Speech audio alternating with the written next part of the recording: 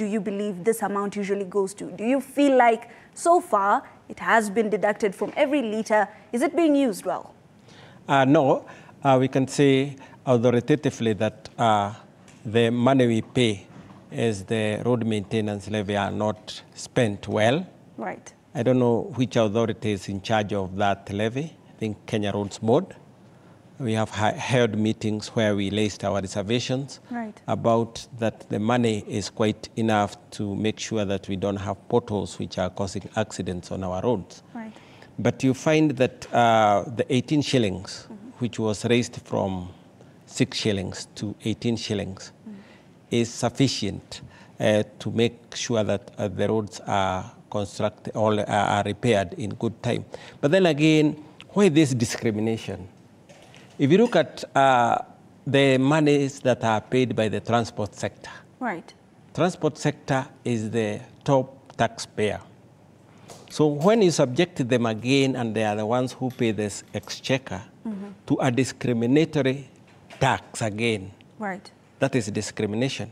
Because roads maintenance and construction are supposed to be done by the exchequer, where we pay all our taxes.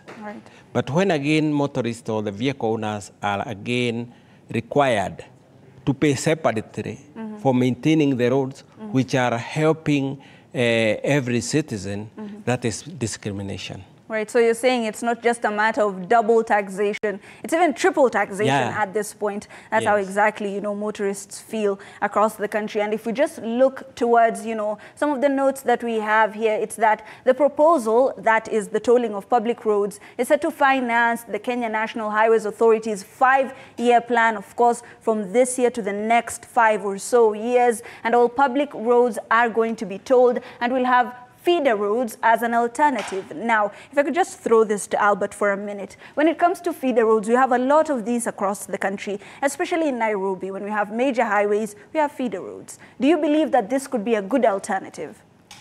Okay, to have feeder roads on our roads is a good alternative because it's going to decongest the city going forward.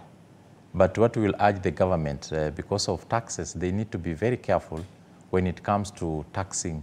Because when you tax us, we are going to push that to the consumer, who is a hustler.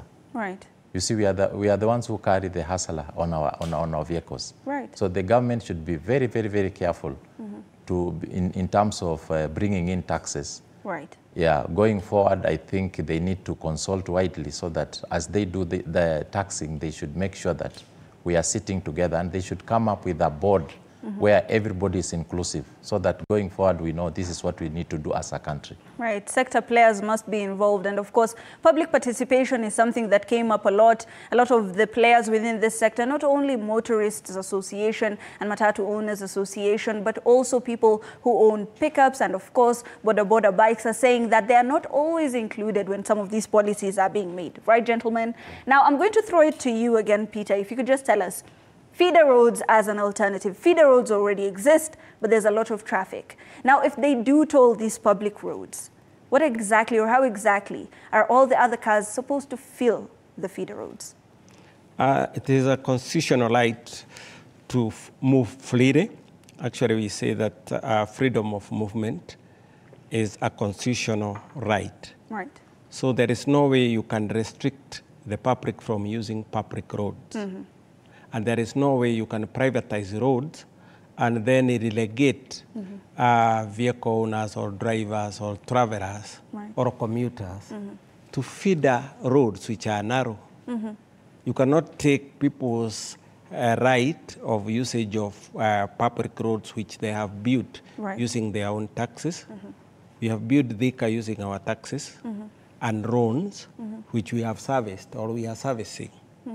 And then the world over, the practice is that where there is a need of construction of road, like we have Mombasa Road, Mombasa-Nairobi highway, you do something we call a BOT, build, operate, and transfer.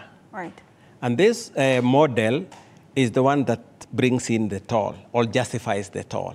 But then it is not built on a public road. It is secured like we did with the SGR. The SGR secured, or those who, there was a US consortium, Beltec, that wanted to do Mombasa Road by acquiring. But you cannot take a road that already is existing. Yeah, that will be unacceptable. Right. Yeah.